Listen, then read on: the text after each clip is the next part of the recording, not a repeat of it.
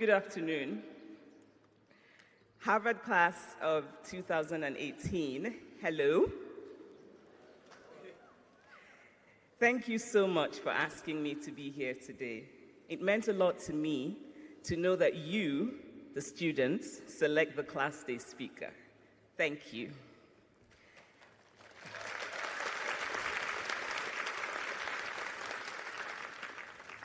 Congratulations to you and to all your loved ones who are here. I spent a wonderful year at the Radcliffe Institute here at Harvard, doing a fellowship in 2011, and I fell in love with Cambridge, and so it's very good to be back. My name is Chimamanda.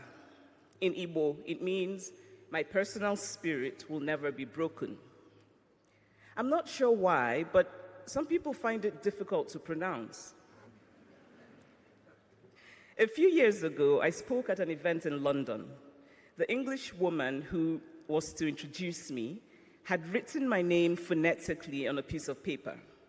And backstage, she held on tightly to this paper while repeating the pronunciation over and over.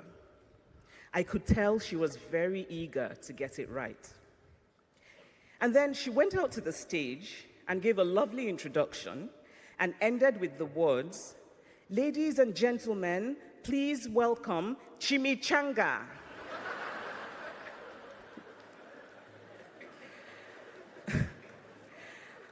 I told this story at a dinner party shortly afterwards, and one of the guests seemed very annoyed that I was laughing about it. "That was so insulting," he said. "That English woman could have tried harder." But the truth is, she did try very hard. In fact, she ended up calling me a fried burrito because she had tried very hard and then ended up with an utterly human mistake that was the result of anxiety. So the point of this story is not to say that you can call me Chimichanga. Don't even think about it. The point is that intent matters, that context matters. Somebody might very well call me Chimichanga out of a malicious desire to mock my name, and that I would certainly not laugh about. But there is a difference between malice and a mistake. We now live in a culture of calling out, a culture of outrage. And you should call people out. You should be outraged. But always remember context and never disregard intent. If I were asked the title of my address to you today, I would say, above all else, do not lie. Or, don't lie too often. Which is really to say, tell the truth. But lying, the word, the idea, the act, has such political potency in America today that it somehow feels more apt. Above all else, do not lie. I grew up in Nigeria through military dictatorships and through incipient democracies. And America always felt aspirational. When yet another absurd thing happened politically, we would say, this can never happen in America. But today, the political discourse in America includes questions that are straight from the land of the absurd. Questions such as, should we call a lie a lie? When is a lie a lie?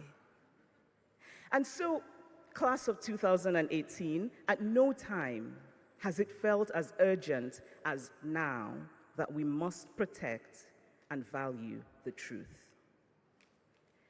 Before I tell you about not lying, I must first admit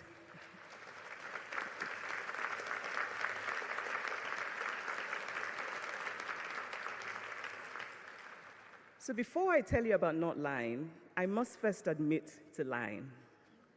I routinely lie about my height, even at the doctor's office. In Lagos, when I'm meeting friends for lunch, I lie about being stuck in traffic when I'm really still at home, only just getting dressed. Now, there are other lies. Sadly, however, I cannot tell you about them without having to kill you afterwards. But what I know is that I have always felt my best and done my best when I veer toward truth, when I don't lie. And the biggest regrets of my life are of those times when I did not have the courage to embrace the truth. Now, telling the truth does not mean that everything will work out. Actually, it sometimes doesn't. I'm not asking you to tell the truth because it will always work out, but because you will sleep well at night. And there is nothing more beautiful than to wake up every day holding in your hand the full measure of your integrity. Many years ago, before my first novel was published, I attended a writers' conference here in the US. It was a gathering of many aspiring writers and a few established writers. Now, the former, the aspiring writers, sucking up to the latter, the established writers, was a revered ritual of the conference. And so, during one of the breaks, I walked up to a man, an established writer, whose name I knew well, but whose work I had not read. I shook his hand and told him what a fan I was. "I love your work," I said. His wife was sitting next to him. "So, which of his books have you read?" she asked, and I froze. "Which have you read?" she asked again. Everyone at the table was quiet, watching, waiting. I smiled a mad smile, and I mumbled, the one about the man discovering himself," which of course was complete bullshit. But I thought it might be convincing since that kind of describes half of all the novels written by men. And then I fled. But before I fled, I heard the writer say to his wife, "Honey, you shouldn't have done that." But the truth is that I shouldn't have done that. To read a novel is to give honor to art. Why lie about giving honor to something to which you have not? I was, of course, absolutely mortified that day, but I have come to respect what that writer's wife had: a fantastic bullshit detector. And now that I have the good fortune of being an established writer, one who does not like to miss an opportunity to wallow in praise, by the way, I can sense when a person is saying empty words, and it feels much worse than if they had said nothing at all. So have a good bullshit detector. If you don't have it now, work on it. But having that detector means that you must also use it on yourself. And sometimes the hardest truths are those we have to tell ourselves. When I first started sending out my early writing to agents and publishers and started getting rejections, I convinced myself that my work had simply not found the right home. Which might have been true, but there was another truth that took me much longer to consider: that the manuscript was not very good. And in fact, the first novel I wrote, or what I thought was a novel, eventually needed to be put away in a drawer. And I'm so grateful that it was never published. It is hard to tell ourselves the truth about our failures, our fragilities, our uncertainties. It is hard to tell ourselves that maybe we haven't done the best that we can. It is hard to tell ourselves the truth of our emotions, that maybe what we feel is hurt rather than anger. That maybe it is time to close the chapter of a relationship and walk away. And yet, when we do, we are the better off for it. I understand that the Harvard College mission calls on you to be citizen leaders. I don't even know what citizen leader means. It sort of sounds like a Harvard graduate saying, I went to college in Boston. Which, by the way, has to be the most immodest form of modesty.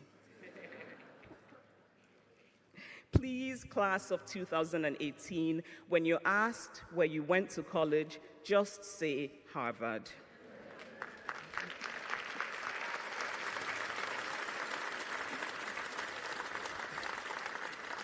By the way, I went to Yale for graduate school, not New Haven, which has other universities. But we also know that in the grand snobbery sweepstakes of prestigious American colleges, grad school doesn't really count. It's undergrad that counts. So it's entirely possible that I don't even know how all of this works. So you're charged to be citizen leaders, which I suppose means that you're charged to be leaders. I often wonder who will be led if everyone is supposed to be a leader. But whether you are a leader or whether you are the led, I urge you always to bend toward truth, to err on the side of truth. And to help you do this, make literature your religion. Which is to say, read widely, read fiction and poetry and narrative nonfiction. Make the human story the center of your understanding of the world. Think of people as people, not as abstractions who have to conform to bloodless logic, but as people, fragile, imperfect, with prides that can be wounded and hearts that can be touched. Literature is my religion. I have learned from literature that we humans are flawed. All of us are flawed. But even while flawed, we are capable of enduring goodness. We do not need first to be perfect before we can do what is right and just. And you, Harvard class of 2018, are not unfamiliar with speaking the truth. When you stood alongside dining hall workers during the strike, when you protested the end of DACA, when you supported the Black Lives Matter movement, you were speaking the truth about the dignity that every single human being deserves. I applaud you. I urge you to continue.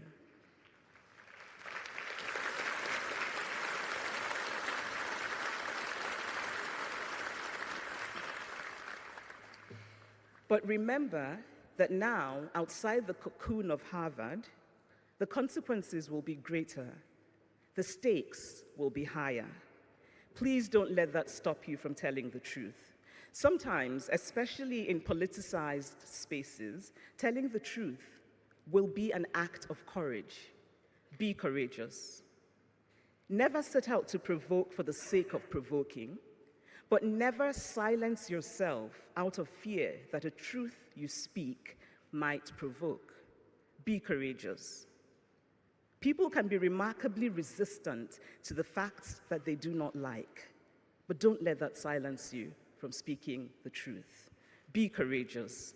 Be courageous enough to acknowledge that even if there is no value in the position of the other side, there is value in knowing what that position is. Listen to the other side, at least the reasonable other side. Be courageous enough to acknowledge that democracy is always fragile and that justice has nothing to do with the political left or the political right. Be courageous enough to recognize those things that get in the way of telling the truth, the empty cleverness, the morally bankrupt irony, the desire to please, the deliberate obfuscation, the tendency to confuse cynicism for sophistication. Be courageous enough to accept that life is messy. Your life will not always perfectly match your ideology. Sometimes even your choices will not align with your ideology. Don't justify and rationalize it, acknowledge it. Because it is in trying to justify that we get into that twisting, dark, unending tunnel of lies from which it is sometimes impossible to re-emerge whole. Be courageous enough to say, I don't know. This might be harder to do with everyone calling you Harvard. But ignorance acknowledged is an opportunity. Ignorance denied is a closed door. And it takes courage to admit to the truth of what you do not know. Some people think that Harvard is the best school in the world. Personally, I'm not so sure. I need to know what my people at Yale think about that. But I do know that for many people all over the world, Harvard has become much more than just a school. Harvard is a metaphor for untouchable intellectual achievement. And now that you are Harvard graduates, well, actually, almost Harvard graduates, you don't actually have your degrees. You wouldn't get them until tomorrow. And I suppose there is still time for the Harvard administration folks to change their minds about giving it to you. But assuming they don't change their minds and you do get your degrees tomorrow and become Harvard graduates, the world will make assumptions about you. Many of them will be to your benefit, such as the assumption of competence and intelligence. Employers will pay attention to your resume when they see Harvard on it. But there will be other assumptions. People who don't know anything about you except that you went to Harvard will assume that you feel superior, that you think you're all that. They will roll their eyes when you make a normal human mistake. You might hear at some point in your life, in a tone that cannot be described as nice, "There goes Harvard." Now, full disclosure, a friend once told me that the only thing he learned at Harvard was to behave like a person who went to Harvard. And I have often repeated that story quite gleefully. So you will inspire resentment, and hopefully that will help you keep in mind the humanity of everyone, including the privileged. But these assumptions that people will make about you are minuscule compared to the enormous privilege that comes with a Harvard degree. You now have a certain kind of access, a certain kind of power. And I know it is terribly cliched to say that you must now use this power to change the world. But really, you must now use this power to change the world.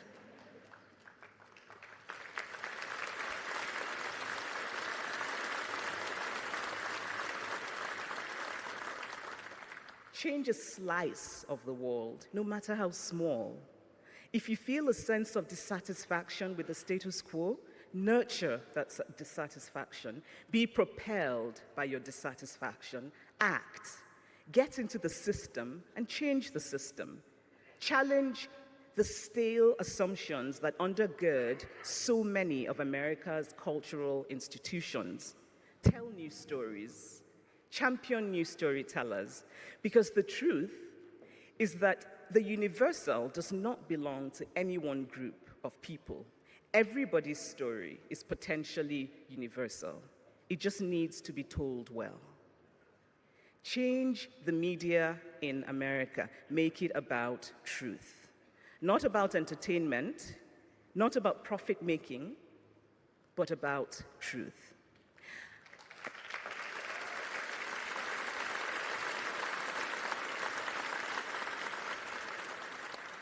And while you're doing it, be astute about when you need balance and when you don't.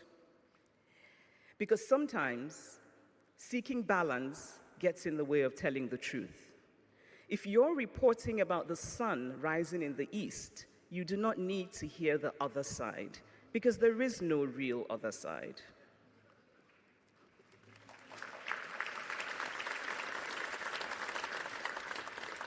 A Harvard degree will give you access and opportunities, but sadly, I have to inform you that it will not make you invincible. You still have that fragile human core at the center of all of us. There will be times when you're petrified of failing, when fear of failure holds you back. In those moments, here is the truth that is easy to forget. You don't actually know that you will fail. I was lucky to be given a great gift by the universe, knowing from childhood what I loved most. I was lucky to have wonderful, supportive parents who encouraged me, and my parents are here today.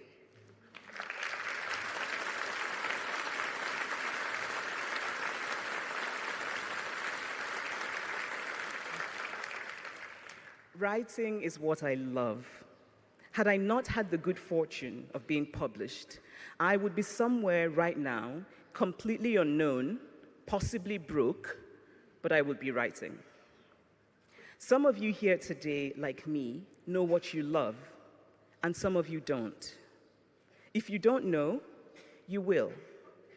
If not something that you love, then something that you like, or something that you don't hate, or something. You will find it.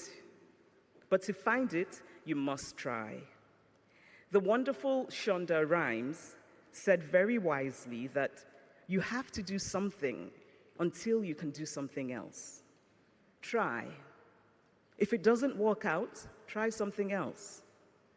I knew from spending a year in medical school that it was not for me. Actually, that's not really true. I knew even before medical school, but going to medical school clarified it for me. And it's not wasted time, it's experience. And experience will serve you in ways you do not expect.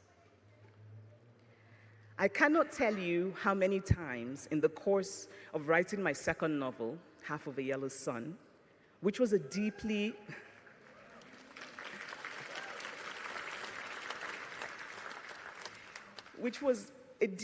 emotional book for me. I felt choked with uncertainty.